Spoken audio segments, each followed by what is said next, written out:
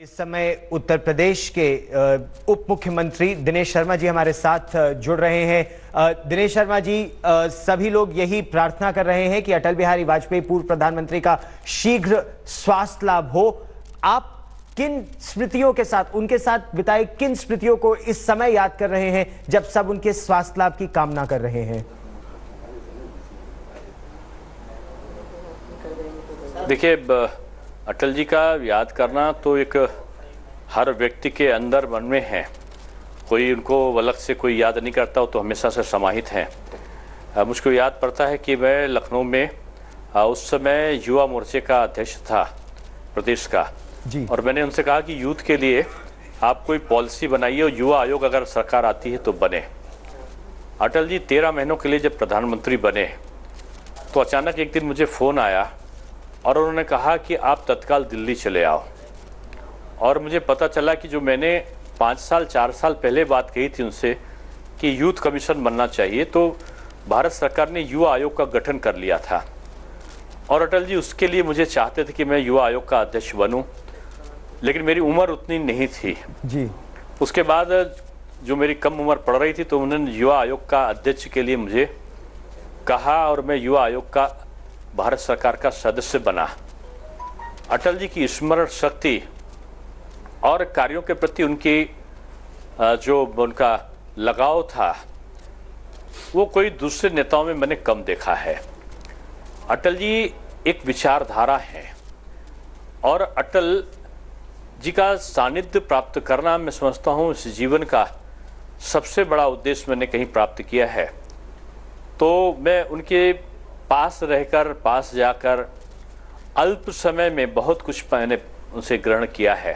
2 सीटों पर सिमट गई थी, 2 सीटों पर थी भारतीय जनता पार्टी 1984 में। 2 सीटों से इस स्थिति तक लाने में आपके आकलन में उनकी क्या भूमिका थी? क्योंकि वैसे भी कहा यह जाता था कि अटल जी और आडवाणी जी दोनों रथ के 2 पहिए हैं। अटल जी की क्या भूमिका थी? देखिए, अटल जी के बारे में अगर आप जानना चाहते हैं,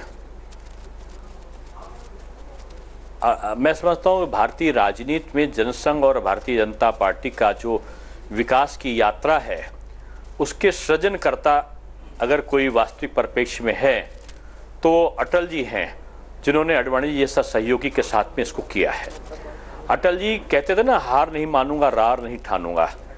2 सीटों पर हारने के बाद या उसके पहले की एक घटना थी कि अटल जी चुनाव हार गए थे और चुनाव हारने के बाद उनकी चुनाव में बहुत बड़ी बड़ी सभाएं होती थी। जब हार कर आए तो उससे बड़ी सभा हुई तो अटल जी हंसते हुए गए मंच पर और बोले, आप लोग इतनी बड़ी संख्या में क्यों आए हो?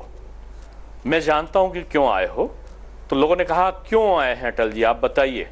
तो बोले, आप लोग देखना चाहते हो कि हारा हुआ अटल कैसा लगता है। और उसके बाद अटल जी ने स्मरणीय एक भाषण दिया जो संगठन के कार्यकर्ताओं को आज भी प्रेरणा देता है।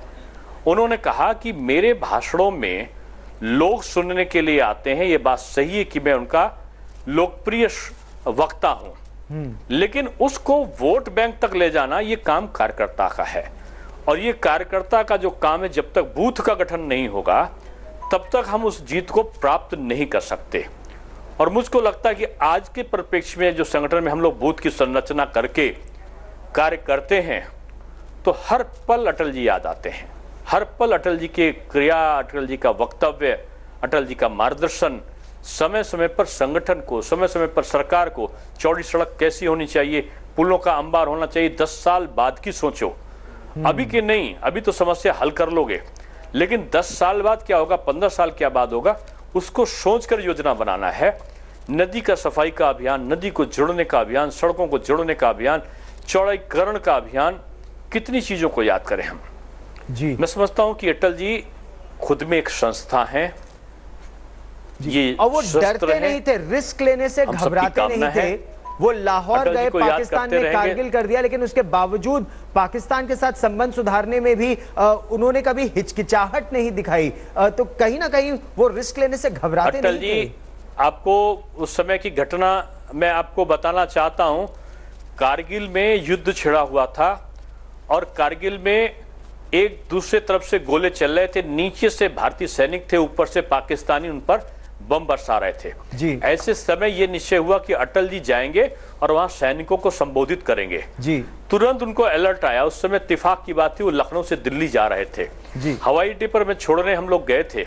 उनको बार बार चेतावनी मिल रही थी कि आप वहां पर नहीं जाएंगे क्योंकि वहां पर जाने का खतरा है। जी। माननीय अटल जी का वो भाषण नहीं आया, अटल जी का वो वक्तव्य टेलीविजन पर नहीं आया, लेकिन वो जहां पर 10, 15, 20 लोग वहां पर उपस्थित थे, आज भी उनके वाक्य को याद रखते हैं। अटल जी ने कहा कि एक अटल के ऊपर खतरे के कारण मैं लाखों लाख अटल रूपी जो हमारा सैनिक वहां है जी। उसके उत्साह को बढ़ाने से मैं कैसे वंचित हो सकता हूं। आप बिल्कुल सही कह रहे हैं यहाँ तो दिनेश जी। लाखों अटल होने चाहिए और वो गए और सही कह रहे हैं पहुंचने से क्योंकि उस पहले समय वहां मैं पर कारगिल बम में विस्फोट था। सभा स्थल पर हुआ।